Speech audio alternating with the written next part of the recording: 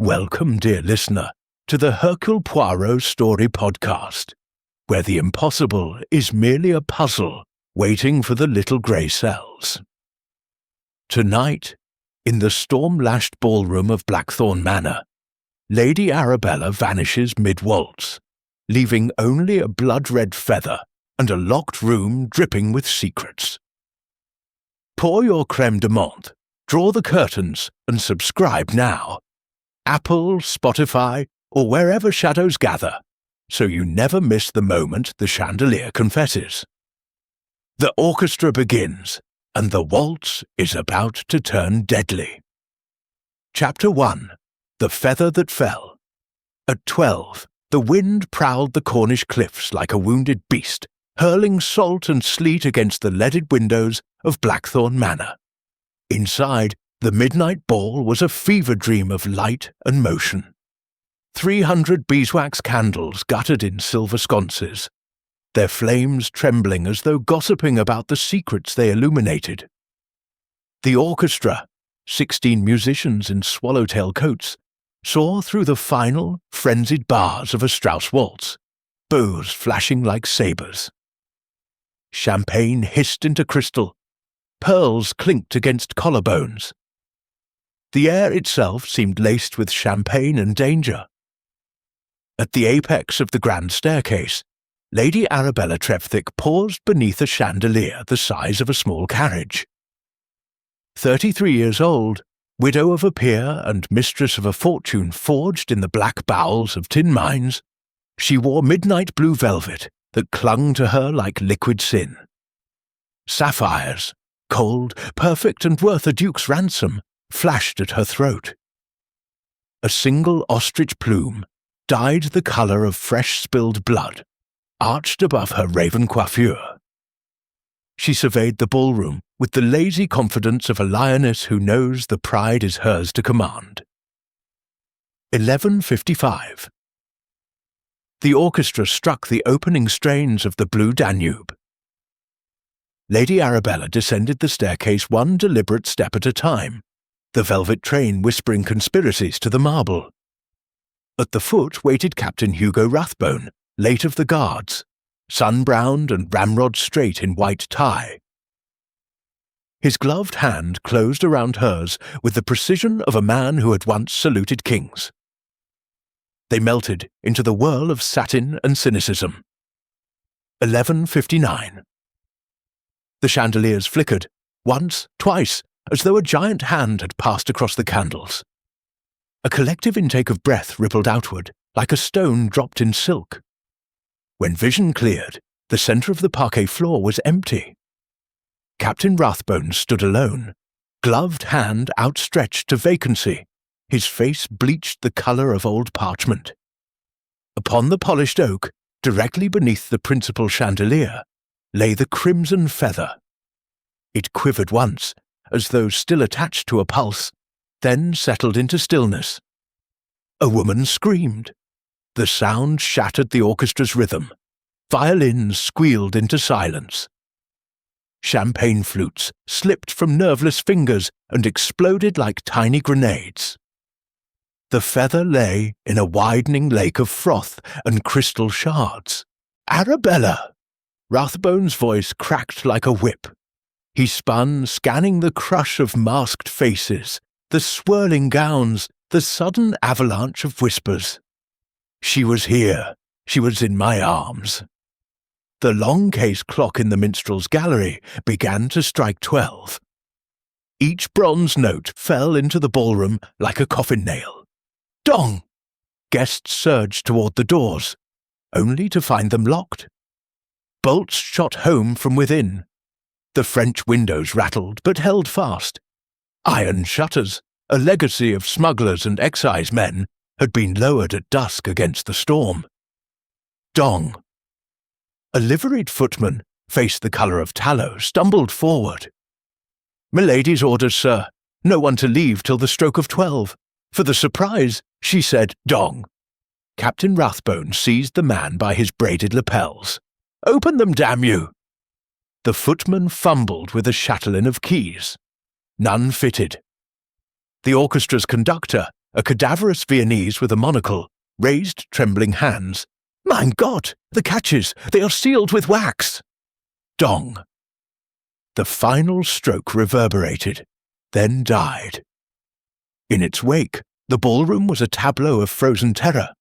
Gowns like bright fungi, faces bleached beneath powder, eyes reflecting the crimson feather as though it were the only real thing in the room. From a shadowed alcove near the musician's dais, a small, immaculate figure emerged.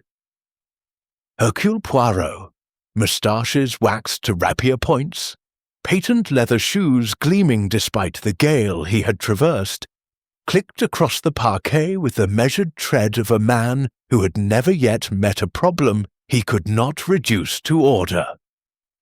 His green eyes, bright as absinthe, swept the assembly.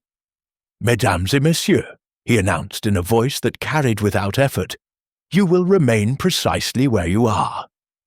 The doors, verrouillés, the windows, verifiés. Captain Hastings, mon ami, you will ensure the servants are confined below stairs. Inspector Japp," he inclined his head toward a burly man in evening dress who had materialized at his elbow, "you will oblige me by examining the locks." Inspector Japp, Scotland Yard's terrier, was already on his knees beside the nearest French window. "Wax is fresh, Poirot. Smell it. Beeswax and myrrh. Someone planned this." Poirot knelt beside the feather. He did not touch it. Instead, he produced a monocle, his own, not the conductor's, and studied the plume through its lens. The candlelight fractured into 1,000 tiny rainbows across the lens. "Ostrich," he murmured, "dyed with cochineal and, tiens, a trace of absinthe upon the vein. The lady, she drank the green fairy this evening." Rathbone, recovering his voice, barked, "She loathed the stuff, said it made her see ghosts." "Yet ghosts," Poirot said softly, "sometimes wear feathers." He rose, twirling one moustache with delicate precision. "Captain Rathbone, you were her partner. Describe, s'il vous plaît, the final 30 seconds." Rathbone's jaw worked. "We were executing a reverse turn near the French windows. She laughed, said something about debts and duchesses. Then the lights dimmed. When they brightened, her hand simply wasn't there." Poirot's gaze flicked to the French windows. Rain streaked the panes in silver runnels. Beyond, the terrace plunged to the cliff path. 200 feet above a sea that gnawed the rocks like a starving thing. The catch was fastened, yet upon the sill, no larger than a sixpence, lay a semicircle of mud the colour of wet slate. Poirot leaned close, inhaling. "Clay from the cliff path," he said. "The tide was high at 11:47. By midnight, the path would be awash. Yet this mud is fresh, still damp. Someone has walked the impossible." He straightened, clapping his hands once, sharp as a pistol shot. "To the library, tout le monde. We shall take the little statement, the little refreshment, and Hercule Poirot will listen to the little lies that betray the great truths." The library smelled of peat smoke, old vellum, and the faint metallic tang of fear. A fire crackled in a hearth, carved with grotesque gargoyles. Poirot arranged the principals in a semicircle of leather wing chairs. Rathbone rigid as a ramrod. Miss Daphne Penrose, Lady Arabella's secretary, clutching a timing sheet as though it were a hymnal. Mr. Silas Trevthick, the heiress's corpulent uncle, mopping his brow with a silk handkerchief. Madame Vivienne Duval, Parisian modiste and confidante, exhaling jasmine-scented smoke from a cigarette holder. And young Gideon Frost, the manor's librarian, whose ink-stained fingers trembled against a folio of incunabula. Poirot began with Miss Penrose. "Mademoiselle, you stood upon the dais with the orchestra's programme. What did you observe?" Her voice was a thread. "Only the feather. It floated down like a drop of blood. I thought it was part of the surprise." "Surprise?" Poirot's eyebrow arched. "Lady Arabella planned a theatrical disappearance?" Miss Penrose nodded. "A tableau vivant. She was to reappear from the chandelier in a harness of silk ropes. The winch was installed last week. Captain Rathbone oversaw it." Rathbone's face darkened. "For a charity pageant, yes. But the harness was never used. Arabella laughed at the idea by Thursday." Poirot's gaze lingered on the captain's white kid gloves. "Yet the chandelier chain shows fresh abrasion. Brass filings upon the floor. Someone has climbed, or been climbed." He turned to Silas Trevthick. "Monsieur, you are heir presumptive, should Lady Arabella die, interstate." Silas's jowls quivered. "A technicality. My niece was robust." "Robust women," Poirot said mildly, "have been known to vanish." Madame Duval exhaled a perfect smoke ring. "Arabella discovered letters. Intimate from my association with the late Lord Eustace. She threatened Monte Carlo with them. I wished only to retain my position." Poirot's eyes narrowed. "You were Worth's Nuit étoilée. Yet upon the terrace mud, jasmine. Inconsistent, no?" The modiste's smile did not waver. "One borrows sense, monsieur." Young Frost spoke for the first time, voice cracking. "I was in the muniment room, repairing a Gutenberg leaf, all night." Poirot's gaze softened. "Yet your cuffs bear salt crystals, and upon your blotter, tide tables for December 1932. Why does a scholar study the sea?" Frost flushed crimson. "Lady Arabella asked me to research the smuggler's tunnel for the pageant." The fire popped. A log collapsed in a shower of sparks. Poirot retrieved a tiny envelope from his waistcoat and tipped its contents onto the blotter. A single strand of jet-black hair, glossy as a raven's wing. "From Lady Arabella's brush," he said. "Yet under the microscope, horsehair, dyed. Someone has prepared a substitute." He slipped the strand back into the envelope with the care of a jeweller. "Captain Hastings, you will accompany me to the cliff path at first light. The tide, she retreats at 5. We shall see what the sea has chosen to confess." As the suspects were escorted to their rooms, doors locked, windows barred, Poirot lingered by the hearth. He lifted the crimson feather to the firelight. The absinthe trace had crystallized into tiny green flecks, like shards of a broken bottle. "Mon Dieu," he whispered to the flames, "but this is a disappearance of the most exquisite insolence. A woman vanishes from the center of a locked room, leaving only a feather and a lie.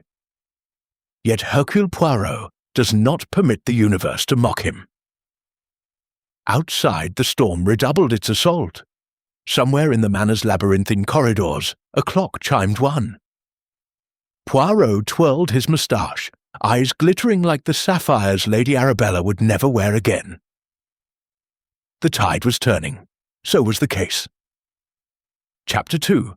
The chandelier's silent confession dawn pried open the sky with a blade of pewter light. The storm had retreated to a sullen mutter, leaving Blackthorn Manor draped in salt mist and silence. Hercule Poirot stood in the ballroom, camel hair coat buttoned to the throat, surveying the wreckage of the night like a general assessing a battlefield after the guns have cooled. Shards of crystal glittered across the parquet. The crimson feather lay sealed in a glassine envelope on a side table, flanked by Inspector Japp's notebook and Captain Hastings's anxious frown.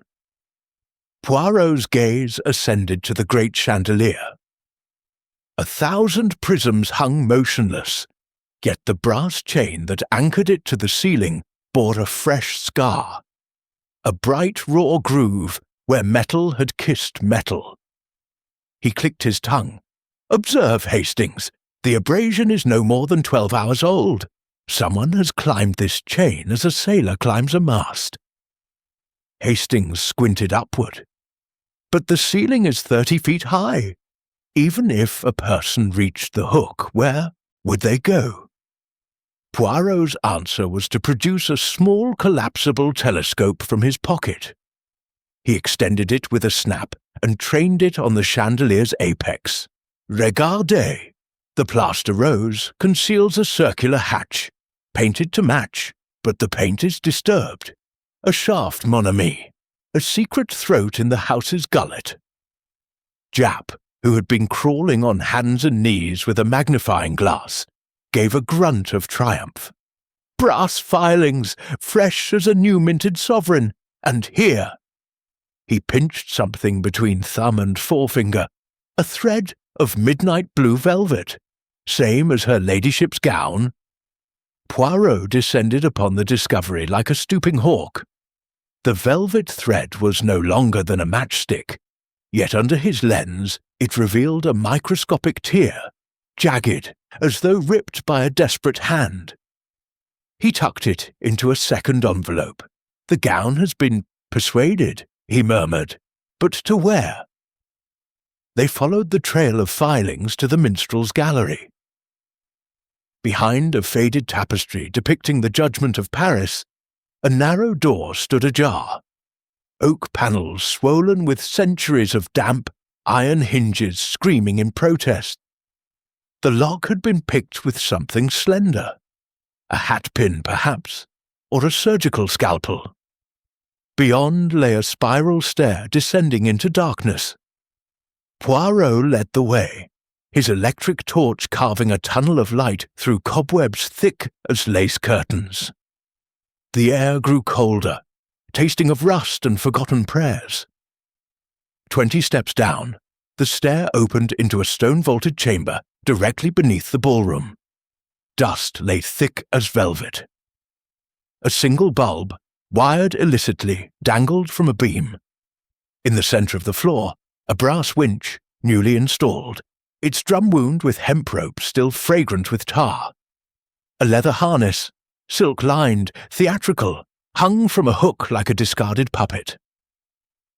Poirot lifted it. The buckles were warm. Captain Rathbone's charity pageant, Hastings said. He claimed it was abandoned. Abandoned, oui, but repurposed. Poirot's fingers traced the rope. This hemp is rated for 200 weight. A woman of Lady Arabella's stature, 9 stone perhaps, would descend like a feather. Yet the drum is empty. The rope has been cut. Jap produced a penknife and sliced a sample. The core was damp, seawater. Someone took it below. They returned to the ballroom. Poirot stationed himself beneath the chandelier and requested silence. He closed his eyes, visualizing the waltz, the reverse turn, the flicker of lights, the vanishing. Then he opened them and pointed to the parquet. See the scuff marks? Size 5, court shoe, left heel worn outward. Lady Arabella favoured her right foot in the foxtrot. The marks begin here. He indicated the exact centre, and travel 3 feet toward the French windows, before ceasing. Yet no further prints. She was lifted. He clapped once. The orchestra's electrical supply. Where is the junction box? A trembling footman led them to a panel behind the dais. Inside, a chaos of wires, one severed cleanly with wire cutters. A timing device, brass gears, a clock face frozen at 11:59 had been wired to douse the lights for precisely 4 seconds. Enough time, Poirot said, for the harness to descend, for hands to unbuckle, for the body to be drawn upward into the shaft. The feather is released as signal. The lights return. Presto, the vanishing lady. Hastings whistled. But the gown? Why leave the feather and take the dress? Poirot's smile was thin. Because the gown is evidence, and evidence, mon ami, can be made to lie. They adjourned to the winter garden, where breakfast had been laid beneath a glass dome, latticed with rain. The suspects were assembled. Rathbone buttering toast with mechanical precision, Miss Penrose shredding a croissant into flakes, Silas Trevthick nursing black coffee and a tremor in his left hand, Madame Duval arranging orchids with the languor of a cat, Gideon Frost turning the pages of a vellum folio as though the words might bite. Poirot entered like a maestro, taking the podium. We progress. The winch, the harness, the severed rope, all speak of rehearsal. But rehearsal for what? Murder or misdirection? He laid the midnight blue thread on the table. Miss Penrose gasped. That's from the hem of her gown. I mended it myself on Thursday. There was a tear from the sapphire brooch. Yet the tear is fresh, Poirot said, and the brooch is missing. Silas Trevthick's cup rattled in its saucer. My niece was wearing the sapphires when she descended the staircase. I'd stake my life on it. Poirot's eyes gleamed. Then let us examine what remains of that life. He produced the glassine envelope containing the crimson feather. Absinthe upon the vein. Captain Rathbone, you told me Lady Arabella loathed the liqueur. She did, Rathbone said hoarsely, called it liquid regret. Yet someone laced her final glass. The footman remembers refilling her coupe at 11:52. The absinthe was added then, colourless, in champagne. She would not taste it until too late. Madame Duval stubbed out her cigarette with deliberate care. Absinthe is my vice, monsieur. But I was in the card-room at 11:52, losing heavily to the Bishop of Truro. Convenient, Poirot said. Yet the bishop is short-sighted, and the cards were marked with ink visible only under black light. A trick you taught him in Monte Carlo, non? The modiste's smile did not waver, but her pupils contracted to pinpricks. Poirot turned to Gideon Frost. Monsieur le bibliothécaire, you catalogued the Trevthick incunabula. Among them, a treatise on medieval stage machinery, winches, trapdoors, flying harnesses. You annotated the margin, adaptable to modern electrical supply. Frost went the colour of parchment. It was theoretical. Theory becomes practice when $900,000 is at stake. Silas, Trevthick surged to his feet, face purpling. See here, you little... Poirot raised a hand. Patience, monsieur. The tide retreats at 5.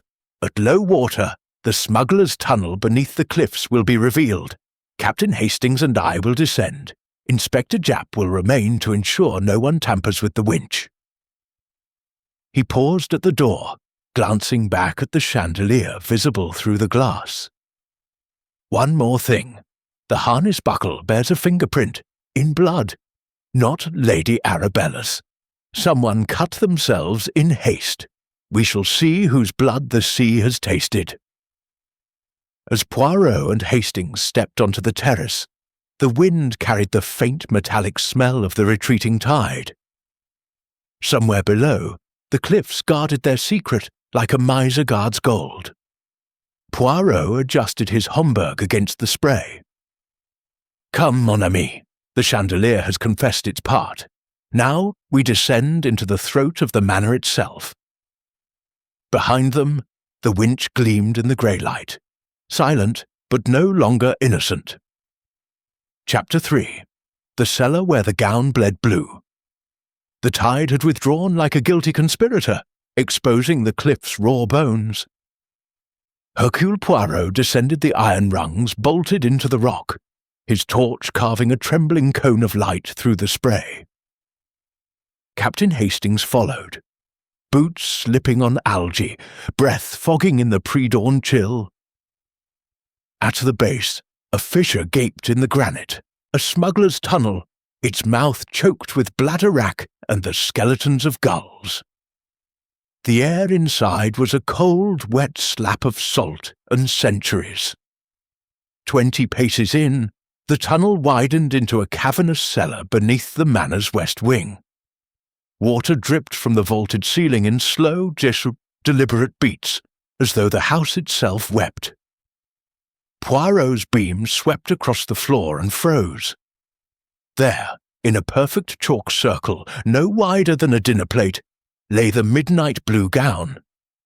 It had been slashed from throat to hem with surgical fury, velvet petals curling like the wings of a dying butterfly. No blood, no body, only the gown, arranged with the reverence of a funeral shroud. Hastings exhaled a cloud. Good Lord, it's as if she melted out of it. Poirot knelt, careful not to disturb the chalk. Non, mon ami, she was removed. Observe the footprints. His torch traced a delicate arc of heel marks, size 5, the left worn outward, leading from the tunnel mouth to the circle. Then, abruptly, larger prints, men's brogues size 10, overlapped and obliterated them. The larger prints continued toward a far archway, then vanished into a puddle of seawater. "The tide," Poirot said. "It entered at 12:03, according to the Truro tables. The smaller prints are pre-midnight. The larger post. Someone carried her out after the vanishing, before the sea reclaimed the tunnel." He lifted a shred of velvet. The inner lining bore a faint watermark. Jasmine perfume, not Lady Arabella's signature attar of roses. "Borrowed scent," he murmured. "Borrowed gown. Borrowed life. From the shadows, a glint." Poirot pounced. A woman's kid glove, monogrammed DP in seed pearls, snagged on a rusted rung. The leather was sodden, the stitching split. Inside, a single strand of horsehair, dyed black, coarse as a paintbrush bristle. "Daphne Penrose," Hastings said. "But she's terrified of heights. She'd never—" "Fear is a mask," Poirot interrupted, "as is this glove." They followed the larger footprints through the archway into a secondary chamber. Here, the ceiling lowered to a crouch. The walls sweated nitre. A brass winch, identical to the one beneath the ballroom, stood bolted to the rock, its drum empty save for a severed rope end. The cut was clean, made by a blade no wider than a stiletto. Nearby, a tide table pinned to the wall with a fishhook. December 1932. High water marked in red ink at 11:47 p.m. Poirot's torch illuminated a smear on the winch handle. Dried blood, flaking like rust. He scraped a sample into a vial. "The fingerprint in blood from the harness buckle. This will match. Someone bled in 2 places." Hastings shivered. "The timeline's impossible. The cellar door above was bolted from within at 12:07. Servants swear to it." "Bolted by an accomplice," Poirot said. "The winch rope was cut here, the body lowered to the tunnel mouth, then carried out as the tide turned. The gown remained to taunt us." They returned to the chalk circle. Poirot crouched, studying the floor with a magnifying lens. Beneath the gown's hem something glinted. A sapphire brooch, its clasp snapped. The stone was cracked cleanly in two, as though struck by a hammer. "The missing brooch," Hastings breathed. "She was wearing it when she vanished." "No, she was wearing a duplicate." Poirot turned the broken sapphire to the light. "The original had a flaw, a starburst inclusion here. This is flawless, a paste copy, substituted during the waltz." He stood, eyes glittering. The substitution required proximity. Only the partner, Captain Rathbone, could have unclasped the real brooch and replaced it with the fake. The crack occurred later, when the gown was slashed. Back at the manor, the suspects were summoned to the muniment room, a vault of oak shelves and vellum ghosts. Gideon Frost stood at a lectern, pale as the manuscripts he catalogued.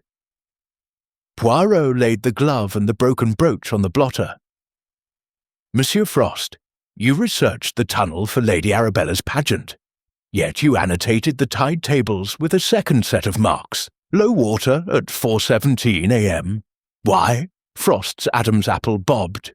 She wanted to stage a dawn reveal, the gown floating in on the tide like Ophelia." "Ophelia drowned," Poirot said softly, "and you, mon fils, are drowning in love." The young man's eyes filled. "She was kind to me, more than kind. She said," his voice cracked, "she said I reminded her of someone she'd lost." Poirot produced the charred codicil fragment, restored by the Yard's laboratory. He smoothed it on the lectern. The ink was faded but legible. "To my natural son Gideon Frost, born 1903, all estates." Frost stared as though the words were written in fire. "She was going to acknowledge me, at the ball, midnight." Silas Trevthick, summoned from the billiard room, went the colour of tallow. "Lies! The girl was barren, everyone knew. Barren women," Poirot said, "have been known to conceal miracles. The codicil is witnessed by Dr. Murchison and the Bishop of Truro, both present last night." He turned to Miss Penrose, who had entered clutching a ledger. "Mademoiselle, you discovered $3,000 missing from the household accounts. You feared dismissal. Yet the embezzlement began after Mr. Frost's arrival. You protected him, non?" Penrose's spectacles slid down her nose. He needed the money for his mother's sanatorium. I thought if Lady Arabella acknowledged him, the debt would vanish." Poirot's gaze swept the room. "The motive crystallizes. Silas loses $900,000. Rathbone loses $100,000 insurance. Madame Duval loses her reputation. Miss Penrose loses her position. Mr. Frost loses his future. 5 motives, 1 vanishing." He lifted the horsehair strand. "This is from a medieval manuscript binding in the library. You, Monsieur Frost, handled it yesterday. The wig was constructed to conceal Lady Arabella's premature greying, known only to Madame Duval, who supplied the original. The substitute wig was worn by the accomplice who descended in the harness." Hastings frowned. "But the accomplice would need to mimic her exactly." "Exactly," Poirot said. "Height, weight, gait, only one person fits, Miss Penrose, who shared her mistress's wardrobe and her secrets." Penrose swayed. I was on the dais at 11:59, yes. But at 11:55 you slipped behind the tapestry with the forged note. Lady Arabella followed. The drugged champagne was administered in the gallery. You donned the wig, the duplicate gown, the paste brooch. Rathbone lowered you through the shaft. The real Lady Arabella, unconscious, was conveyed to the cellar. He turned to the tide table. "The larger footprints are Rathbone's. He carried the body out at 12:03, before the tide sealed the tunnel. The gown was slashed here to suggest violence elsewhere. The corpse waited and consigned to the sea." Frost sank to his knees. "She was alive when I left her in the gallery. I swear it." Poirot's voice softened.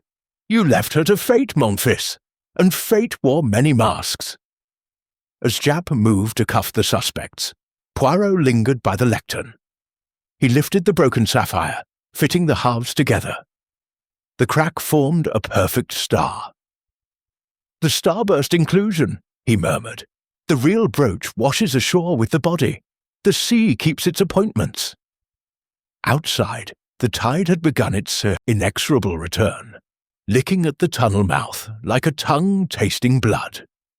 Poirot adjusted his Homburg and stepped into the dawn. "The gown has bled its secrets," he said. "Now the manor itself must confess." Chapter 4. The masks slip beneath candlelight. The winter garden of Blackthorn Manor was a cathedral of glass and frost, its dome latticed with rain that slid down the panes like tears on a mourner's cheek. Orchids drooped in porcelain bowls, their petals the colour of bruises. A single gasogene hissed on the marble table, flanked by Sèvres cups and a silver tray of untouched macarons. Hercule Poirot entered at precisely 4 o'clock, the hour when the light turns the colour of old pewter and secrets grow teeth. The suspects had been summoned from their various cages. Rathbone from the gun-room, where he had cleaned a Purdy shotgun with the devotion of a penitent. Miss Penrose from the still room, her fingers stained with damson jam. Silas Trevthick from the wine cellar, clutching a dusty bottle of 09 Croft. Madame Duval from the boudoir, lips freshly carmined. Gideon Frost from the library, a folio of Don clutched to his chest like a shield. Poirot arranged them in a semicircle of wicker chairs, the orchids between them like silent witnesses. He did not sit. Instead he paced, hands clasped behind his back, the tap of his patent heels echoing off the glass. "We approach the heart of the labyrinth," he began, voice soft as velvet over steel. "The gown has spoken from the cellar. The tide has whispered its timetable. Now we unmask the dancers."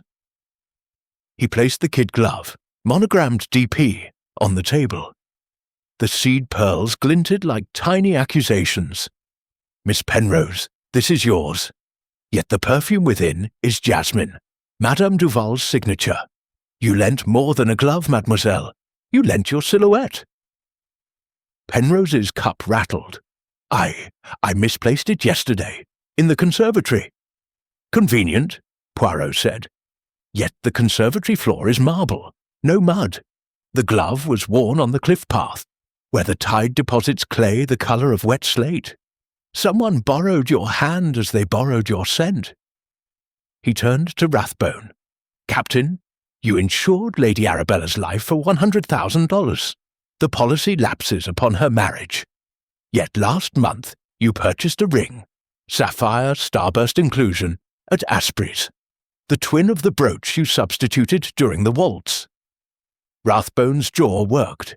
A gift. She refused it. Refused we. Because the real brooch was already in your pocket, replaced by paste. The crack occurred later, when the gown was slashed in the cellar. The starburst was the signal. The real jewel would wash ashore with the body. Silas Trevthick surged forward, face purpling. "This is slander. My niece's will was altered yesterday," Poirot interrupted. He produced the restored codicil, now laminated between glass plates, witnessed by Dr. Murchison and Eshnay, the bishop.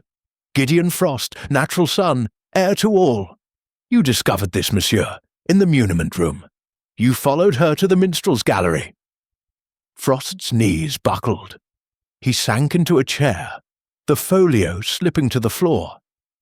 "She was alive. I left her with the codicil. Uncle Silas." Silas's hand trembled. The Croft bottle slipped, shattering in a spray of ruby. "Lies! I was playing écarté, with marked cards," Poirot said. "The bishop's eyesight is poor. You signalled the codicil's location with a cough. 3 times Miss Penrose heard, slipped away to forge the note that lured Lady Arabella behind the tapestry." Madame Duval exhaled a perfect smoke ring. "And I, monsieur, what is my sin?" "You supplied the horsehair wig," Poirot said, "from a medieval manuscript binding. You knew Lady Arabella's greying, her vanity. You constructed the substitute so Miss Penrose could descend in the harness. The absinthe in the feather was yours, distilled in Grasse, 72% proof. You laced the champagne at 11:52, while distracting the footman with a feigned faint." He laid the final piece, a brass gear from the timing device, its teeth bent. "This was pried from the junction box at 11:57. The lights failed for 4 seconds, enough for the switch. Miss Penrose, in wig and gown, was lowered. Lady Arabella, drugged, was conveyed to the cellar by Rathbone via the concealed stair. The real gown remained to be slashed, evidence of violence elsewhere." Penrose began to weep, soundless tears cutting channels through rice powder. "She was going to dismiss me. The embezzlement, Gideon's mother. Love and greed," Poirot said, "the oldest partners in the dance." He clapped once. Footman entered, bearing silver candelabra. The gasogene was removed, The winter garden transformed into a miniature ballroom, the glass dome reflecting 100 flames. Tonight, we recreate the midnight waltz. The orchestra's chairs are empty, but the parquet remembers. Captain Rathbone, you will take the position. Miss Penrose, the dais. Monsieur Frost, the gallery. Madame Duval, the French windows. Monsieur Treftic, the card table. They obeyed as though hypnotized. Poirot took the conductor's podium, an ivory baton in hand. "Maestro," he said to the empty air, "the blue Danube, precisement as last night." He raised the baton. The silence was absolute. Then, from the gramophone in the corner, the waltz began, recorded flawless. Rathbone extended his hand to vacancy. Penrose raised her timing sheet. Frost climbed the spiral stair. Duval drifted to the windows. Silas shuffled cards that were not there. At the first flicker of candles, Poirot had arranged a technician to cut the lights. The tableau froze. When they flared again, Rathbone stood alone. Poirot descended the dais. Now the truth. Lady Arabella entered the gallery at 11:55, lured by the forged note. Frost confronted her with the codicil. Silas followed, demanding its destruction. Struggle. She struck her head on the balustrade. Death instantaneous. Panic. The harness, intended for pageant, became hearse. He gestured to the chandelier visible through the glass. Rathbone lowered the unconscious Miss Penrose, dressed as her mistress, through the shaft. The feather signalled success. The real body was carried to the cellar. The gown slashed. The brooch cracked. At 12:03, Rathbone bore the corpse to the tunnel mouth. Weighted with lead from the shooting range, consigned to the sea. Frost sobbed. "I didn't know." "You knew enough," Poirot said. "You left her to fate." Silas lunged, but Japp was faster, cuffs flashing. Rathbone drew himself to attention, the soldier's last stand. Duval dropped her cigarette holder. It rolled across the marble like a white bone. Poirot addressed the orchids. The masks slip. The waltz ends. He turned to the gramophone. The needle lifted. Silence fell, broken only by the rain's soft applause against the dome. Outside, the tide had turned. Somewhere in the depths, the real sapphire brooch glittered in a drowned hand. The manor's secrets were spent. Chapter 5. The waltz that ended in silence. The ballroom was reborn at 9:30, lit exactly as it had been at midnight. 300 beeswax candles, no electrics, the chandeliers trembling like nervous constellations. The parquet had been swept of glass and champagne.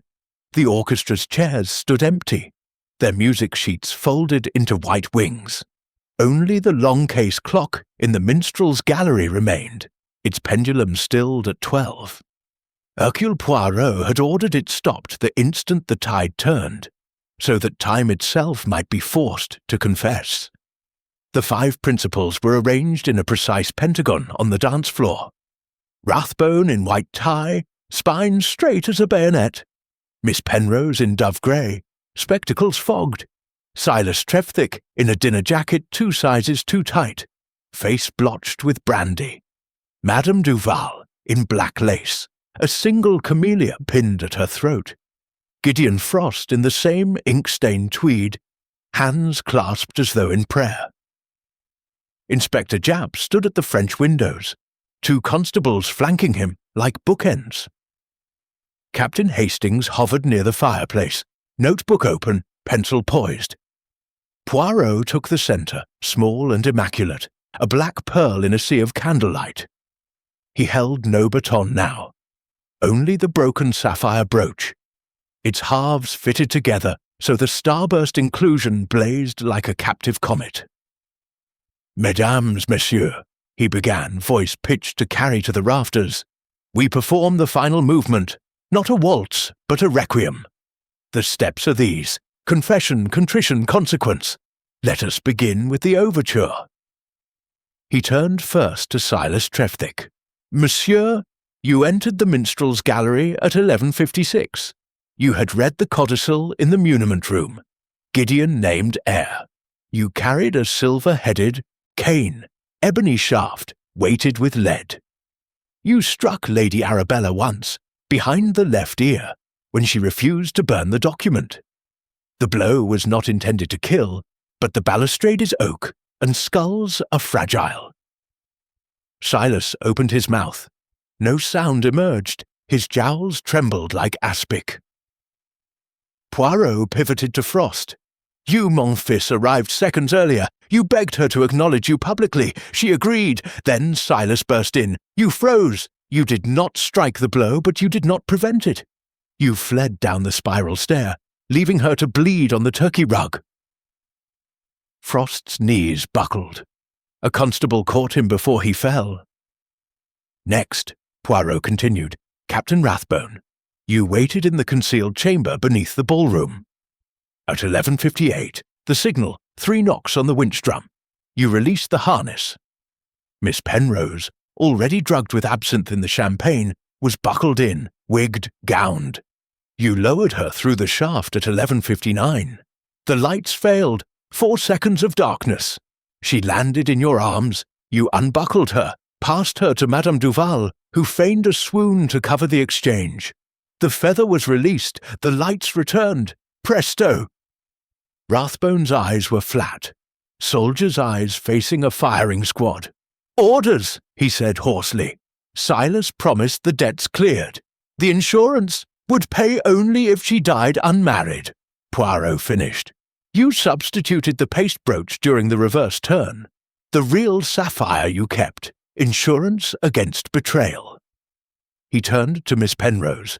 Mademoiselle, you forged the note. Meet me behind the tapestry. Urgent, GF. In Lady Arabella's hand.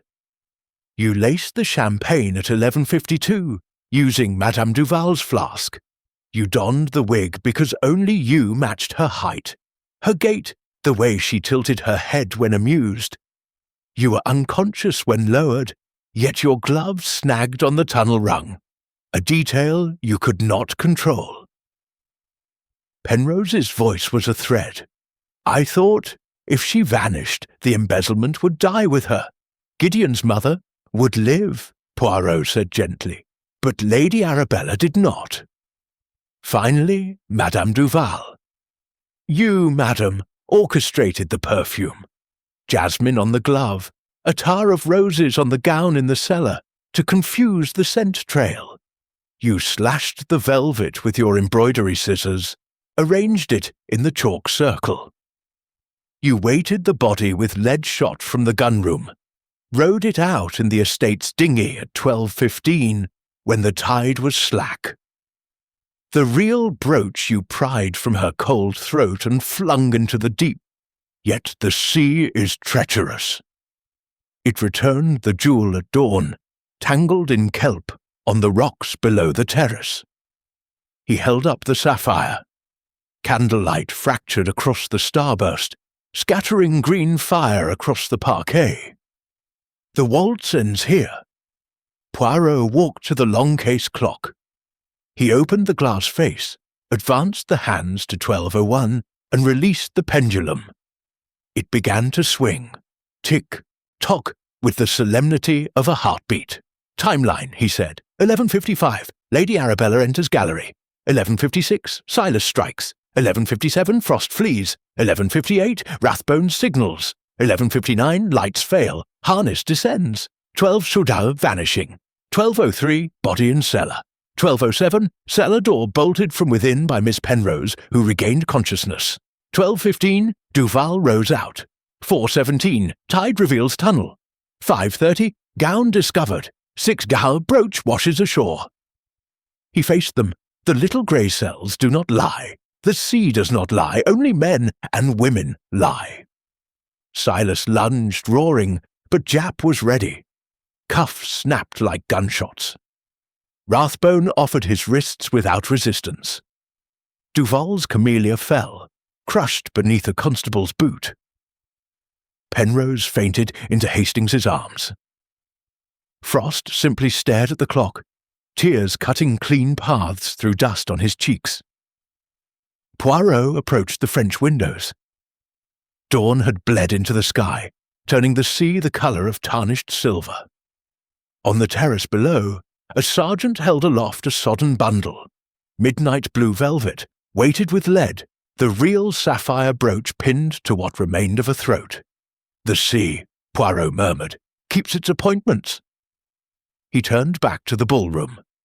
The candles were guttering, wax pooling like tears. The chandelier swayed once, gently, as though bowing to the inevitable. "Order is restored," he said. "The little grey cells have triumphed. The waltz is over." Hastings closed his notebook. Japp marshalled the prisoners toward the door. The clock struck 1, ding, then fell silent forever. Poirot adjusted his Homburg, stepped over the threshold, and walked into the clearing storm. Behind him, Blackthorn Manor stood darkened, its secrets spent, its dynasty dissolved into salt and silence. The tide rolled in, relentless, washing the terrace clean. Somewhere in its depths, the crimson feather floated free, a final plume on a drowned widow's hat.